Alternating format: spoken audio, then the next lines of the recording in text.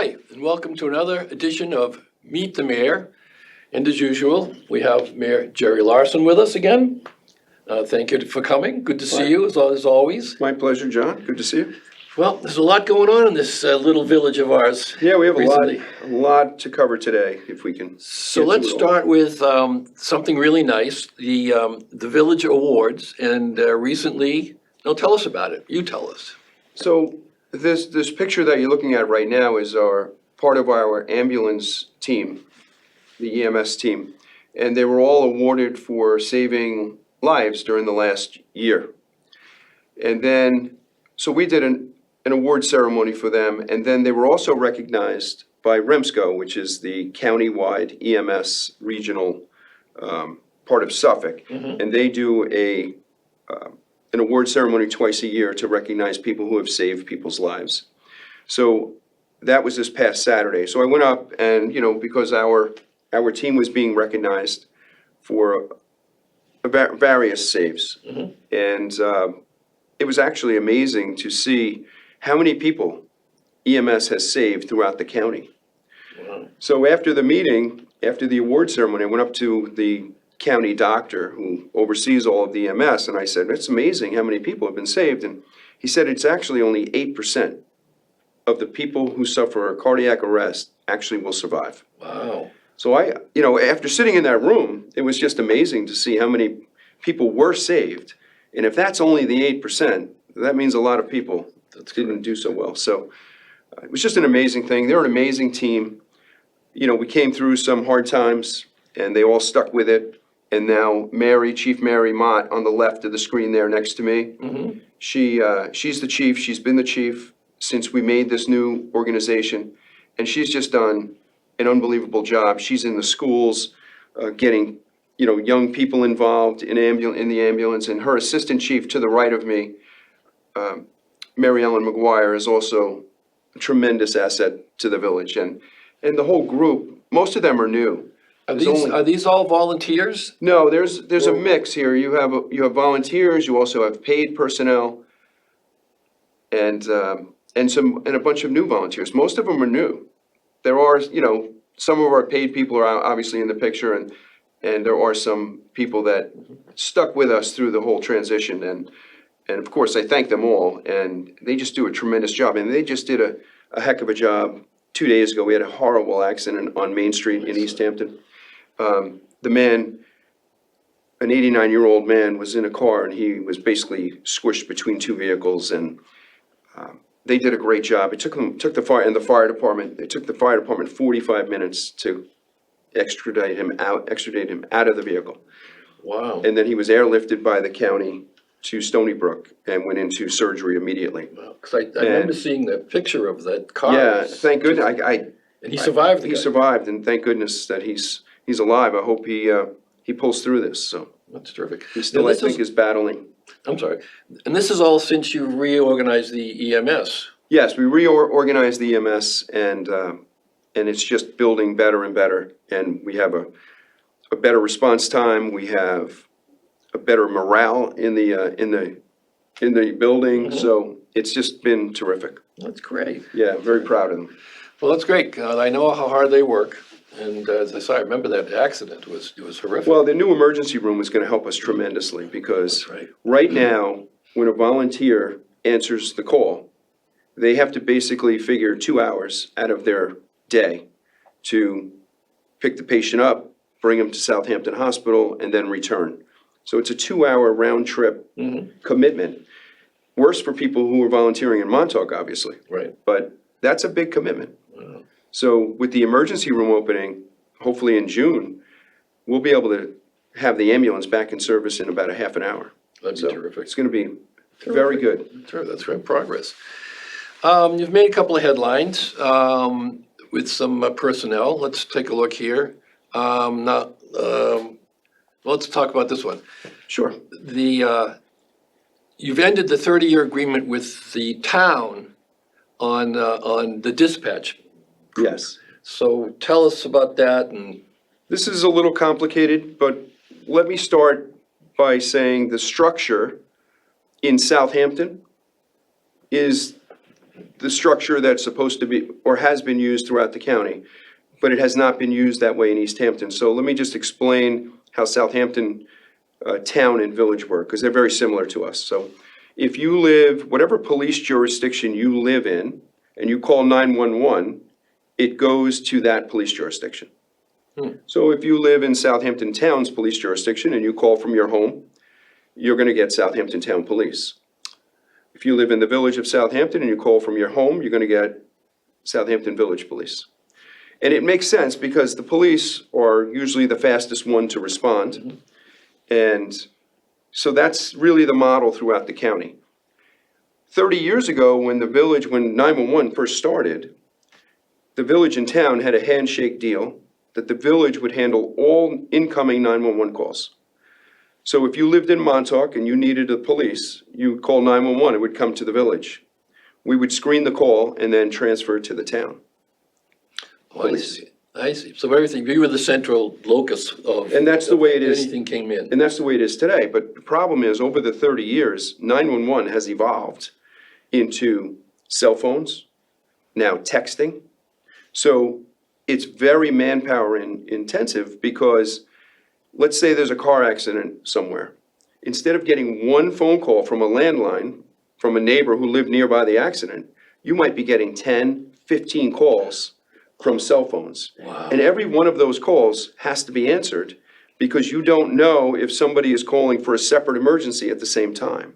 So it's very busy. So in 2015, we had a consolidation study done where basically the study said that the town and village dispatch should combine, and it should be run out of the village police department headquarters. We have a better setup, we've got more consoles for the dispatchers. So we'd be able to handle it better than in the township. So in 2015, the town rejected that, they didn't want to do that. So it's just been in limbo ever since. The village is still answering the 911s. The town gets transfers calls from us. And then there's another component to this whole thing. All of the fire districts that provide ambulance and fire services for the East End contract with the village to provide dispatching services for them. So there's two components of dispatch. One is the incoming calls from 911, and then the second one is sending the correct apparatus to the correct address, in the correct location. And the village has been doing that, all of that. Yes, the village has been doing that for 30 years. We've been billing the fire districts for those services, but we've never been paid from the town to answer the 911 calls. So last year, we started talks with the town in March of 2024 about, one of two things. They had to take the 911 calls that are generated out of their jurisdiction, or they would have to compensate us to answer those calls for them. Because right now, the village we have 17 dispatchers in our system. According to the consolidation study, we need to go up to about 22, which is another 5. And it's a lot of money. Yeah. You're talking $200,000 per employee when they reach top step with benefits and retirement. Sure. So 5 more people is a lot of money. So we had a nice meeting this February with the town the town supervisor and a group that we had set up, the police chiefs from both jurisdictions, the dispatch managers from each jurisdiction, the village administrator, the town administrator. So we had a nice conversation. And it was basically that the town did not want to do the 911s. They wanted us to. They wanted you to retain it. To retain it, and they would pay us. Okay. The question then, came up, what's the cost? So our village administrator came up with a utilization formula for all the districts, including answering the town's 911s, which was somewhere about $1.1 million. And the town rejected that number. And they countered with a $200,000 fee. So that's a pretty sizable gap. Yeah, it's a big gap, and I understand. I met personally with the supervisor over this, and I understand her concept, where she was coming from, but it didn't really work for us when we went back and tried to help. We were able to move from a 5-year contract at 1.1 to a 10-year contract starting at 800,000. And I thought that was a pretty fair deal. You remember when we hire people for the village, it's a 30-year commitment because they can't retire for 30 years. Right. So we have to pay those people for 30 years. So if somebody has a 5-year contract and then they decide to leave us, we're still stuck with the burden of that employee. Right. Because I'm certainly not going to lay people off willy-nilly every time somebody decides they're going to want us or not want us. So it's a tricky thing to try to manage. So anyway, at the end of the day, we couldn't come to an agreement, and the town decided to take the 911s, them into their headquarters for their jurisdiction, starting January of 2026. Now, do they have the facility to do that now? I think they plan on expanding it. I think they have enough to handle some of it. I'm not sure they could do all of it right now. But Mike Sala, who's the police chief over there, he's a very competent police chief. And I'm sure he's, working on it. I don't think they would have jumped into this without having thought this through, I would hope. So I think, like I said, he's a very competent police chief. I'm sure he can get this all organized and ready to go. And, we're willing to help. I mean, I told the supervisor, we were negotiating with these fire districts at the same time, and the fire districts wanted a 2-year contract instead of a normal 5-year contract is what we do, because they're hoping that the town can get this up and running. And then if they do, the town has to dispatch those districts for free. So the districts wouldn't have to pay us anymore. They could get the service for free. So it's a big benefit for the fire districts. So if the town can get it up and running in the 2 years, then I would assume you would see the fire districts transfer Go over. over to them. But interesting, Springs and Sag Harbor, they had a deadline of May 1st, and they did not sign our contracts. We believe that they are working with the town to go to the town, but we haven't gotten any confirmation from the town about that, or quite frankly, from the districts. Right. So I don't know what they're doing, but they're certainly not. Our deadline was May 1st, and the reason we have a deadline is because we have to put our budget together, and we finalize the budget at a public hearing in June. So if we're not receiving that income, we have to figure that out within our budget. Right. So that's why we needed the deadline of May 1st. So by them not giving us any answers, they're not, like I have signed contracts from Amagansett and Montauk Right. for 2 years now. And they're hoping that the town can get it up and running as well as our dispatch. I mean, our dispatch is, bar none, it is the best, probably in the county.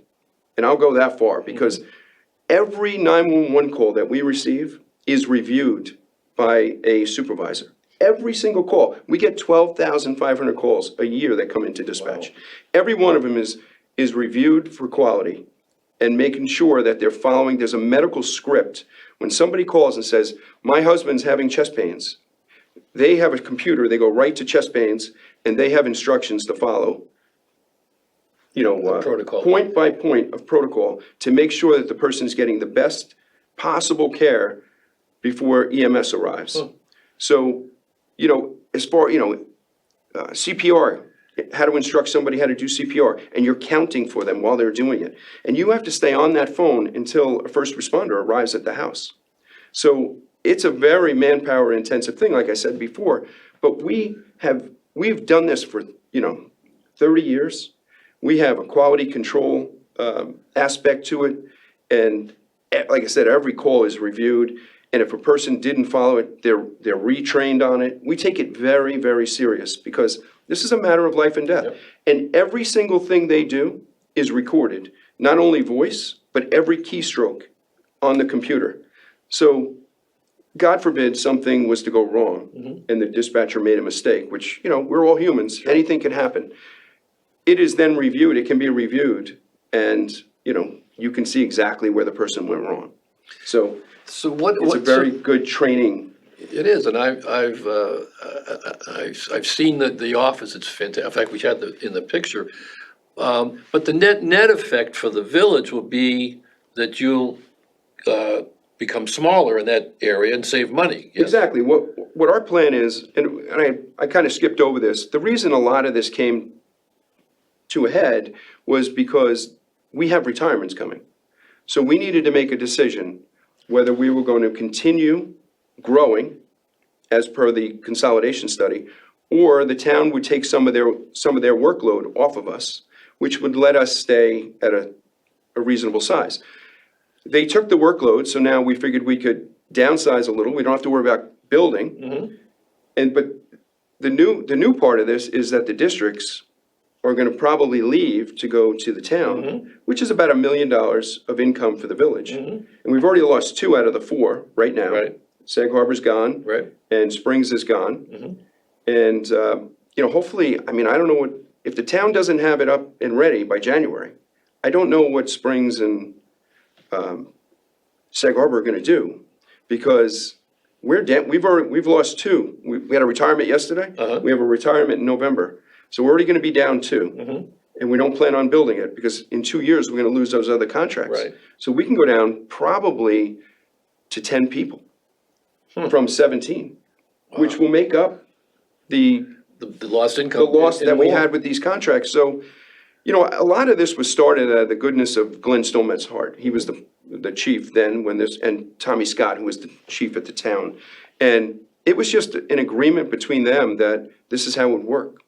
But it's just grown into a monster. No, that's why, as you were talking about it, I was thinking, in the day when we had phones in our home. Right. And that's it. Now, people who are trying to help, maybe 6 or 8 people at a scene. Right. Will now call in. Yeah. That's also get exponential. We also get probably 1,000 or 2,000 pocket dials to 911. And those all have to be Answered. vetted out, because you don't know if it's their last phone call, or they're calling for help and they can't talk. So they all have to be listened to and vetted out. And then if it sounds like it could be something, or you don't know, you have to send a police car to that. So it's a lot of work. I was in charge of it for most of my career when I was chief. It's a lot of work, and those people are just unbelievable people that work in that. You're trapped in a little room with 3 other people for 8 hours a day, and the phone's ringing all the time, and then you just never know when that one call is going to come in, and it's going to be a screaming person saying, "My husband's not breathing. You've got to help me," and it's a lot. It is. Or they've had people come home and they find that their loved one had committed suicide, and they're on the phone with the dispatcher. It's horrible. It's a horrible, horrible thing. We have a thing set up where we mandate mental checkups every 3 years. Our police and our dispatchers all have to go to a psychologist, and they don't have to talk to them, but they have to go. Right. And the reason I set that up was to take the stigma out of it. Because it's so easy now when we go to work and the boss says, "John, I need you to go to firearms today. You got to get requalified. Jerry, you got to go over and do CPR. Pam, you got to go see the psych." You know what I mean? It's Yes. like, so there's no stigma. Right. You realize how much people go through. Like I said, it's a 30-year career, right? So you come on when you're in your 20s. So many things happen in your life during that time period. You may get married, you may have children, you may get divorced. Your parents are probably gonna be deceased at some point during your career. And then you add all of the stress of work onto this, and it's just a lot. So to get somebody in front of a psychiatrist or a psychologist, maybe they open up, maybe we help one person. We had that horrible suicide in our department. One of our detectives took his life, and it's just a horrible, horrible thing. He was a good friend, great guy, dad, and it was just terrible loss. No, they're all very high-pressure jobs, all life and death, Yeah, and it really must wear on them after a while. it's gotta be tough. So we try to do everything we can, keep the morale high, that's important, and then try to take care of people. I was in there, we had a retirement yesterday, and I went in there and I'm talking to everybody, and it is just one big family, It's just, And you gotta treat people like that. Yep. We're a small place, 17 employees in dispatch, 30 in the police department. It is a family. There's a family, you all know each other, you all Right. see each other every day. Exactly. You all have to interact properly to make the whole thing work. Right. I know, it's always amazing to me to think that it's a little teeny village. Right. But what it takes to run that thing is Yeah, amazing it's- to me. And then you move to the town. And they ought to send you to the shrink once in a while. Town's a monster, That's So- right. There's so much going on over there, so it's not easy. It's a lot of work. It is a lot of work. I mean, it's grown from just a little teeny thing. So that's interesting. That's fabulous. The next thing is, 6 minutes left. I told you we had a lot. it's unbelievable, isn't it? Yeah. How quickly it goes. The other thing is, the other headline I think we got out of this was you're hiring a building inspector. I think we have the headline for that, Jody. Yes. So let's talk about what that is, what happened.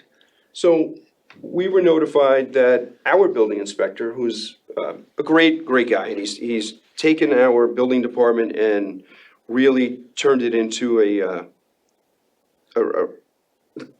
very good place to work.